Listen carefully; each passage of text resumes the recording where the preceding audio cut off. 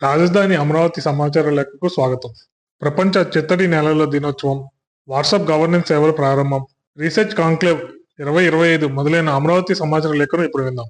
వ్యాఖ్యాత ఎన్టీఆర్ జిల్లా ఆకాశవాణి ప్రతినిధి కొల్లి నవీన్ కుమార్. ప్రకృతిలో అత్యంత విలువైన పర్యావరణ వ్యవస్థలో చిత్తడి నేలలు ప్రధానమైనవని ఉప ముఖ్యమంత్రి పవన్ కళ్యాణ్ అన్నారు. ప్రపంచ చిత్తడి నేలల దినోత్సవం సందర్భంగా సచివాలయంలో పవన్ కళ్యాణ్ మాట్లాడుతూ ఆంధ్రప్రదేశ్ లో 25,000కు పైగా చిత్తడి నేలలు ఉన్నాయని, వాటిని పరిరక్షించుకోవాలన్నారు. ఈ భూములు భూకంప ఉధృతిని తగ్గించడంలో, వాతావరణ మార్పులను నియంత్రించడంలో, జీవ వైవిధ్యాన్ని పరిరక్షించడంలో కీలక పాత్ర పోషిస్తాయని పవన్ కళ్యాణ్ చెప్పారు.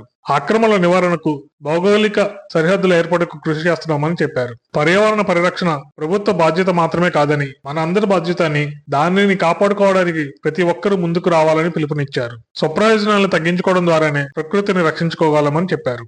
వివిధ పౌర సేవలను త్వరగా అందించడానికి మనమిత్ర ప్రజల చేతుల ప్రభుత్వం ద్వారా వాట్సాప్ గవర్నెన్స్ సేవలను రాష్ట్ర ప్రభుత్వం అందుబాటులోకి తీసుకొచ్చింది.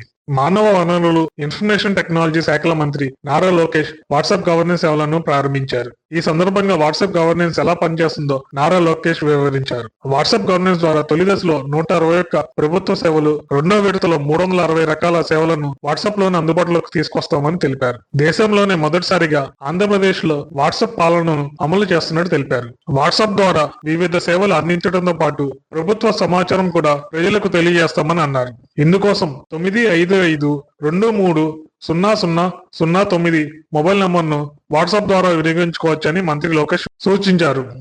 ఉత్తరాఖండ్ వేదికగా జరుగుతున్న 38వ జాతీయ క్రీడా పోటీల్లో ఏపీ క్రీడాకారిణులు తమ సత్తా చాటి రాష్ట్ర కీర్తి ప్రతిష్టలను దేశవ్యాప్తంగా ఇనుమడింప చేశారని AP sports authority chairman Anivini Ravi Naidu వెల్లడించారు. ఉత్తరాఖండ్ లో జరిగిన అథ్లెటిక్స్, జిమ్నాస్టిక్ పోటీల్లో ఏపీ క్రీడాకారిణులు పసిడి పతకాలు సాధించడం పట్ల ఆయన హర్షం వ్యక్తం చేశారు. క్రీడాకారిణుల విజయం కేవలం వారిది మాత్రమే కాదని, ప్రపంచ వ్యాప్తంగా ఉన్న తెలుగు వారందరూ గర్వించదగ్గ విషయం అన్నారు.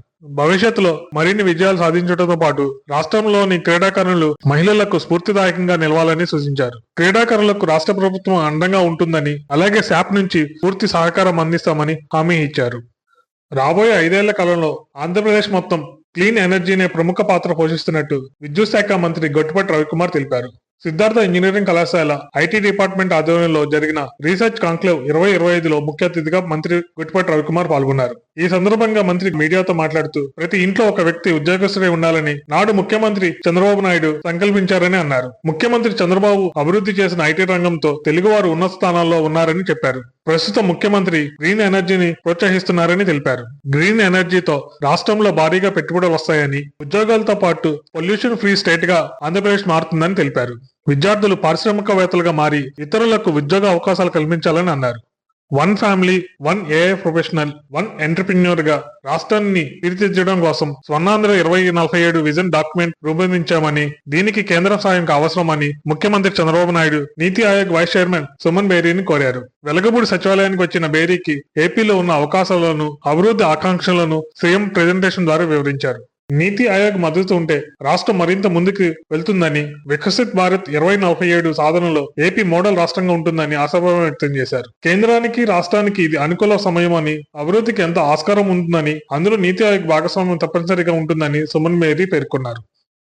రాష్ట్రంలో మొదటిసారిగా క్లినికల్ సైకాలజీ కోర్సులను ప్రారంభించనున్నట్లు వైద్య ఆరోగ్య శాఖ మంత్రి సత్యకుమార్ యాదవ్ వెల్లడించారు. రాష్ట్ర సచివాలయంలో మీడియాతో మంత్రి మాట్లాడుతూ మానసిక సమస్యలతో బాధపడుతున్న వారికి వ్యాధి నిర్ధారణ, చికిత్స అందించడంలో క్లినికల్ సైకాలజిస్టులు కీలక పాత్ర వహిస్తారని తెలిపారు. అన్ని రకాల రోగులు వ్యాధుల నుంచి పూర్తిగా కోలుకోవడంలో కూడా ప్రధాన భూమిక వహిస్తారని పేర్కొన్నారు. పెరుగుతున్న మానసిక సమస్యలు, క్లినికల్ సైకాలజిస్టుల లోట్లను దృష్టిలో పెట్టుకుని అతి త్వరలో 2 ఏళ్ల వ్యవధితో కూడిన ఎంఫిల్, ఏడాది పాటు సాగే ప్రొఫెషనల్ డిప్లొమా కోర్సులను ప్రారంభించడానికి చర్యలు తీసుకుంటున్నట్లు వెల్లడించారు. ఇప్పటి వరకు రాజధాని అమరావతి సమాచార లేఖను విన్నారు. మరిన్ని కొత్త వార్తా విశేషాలతో వచ్చే నెల సమాచార లేఖలో కలుసుకుందాం.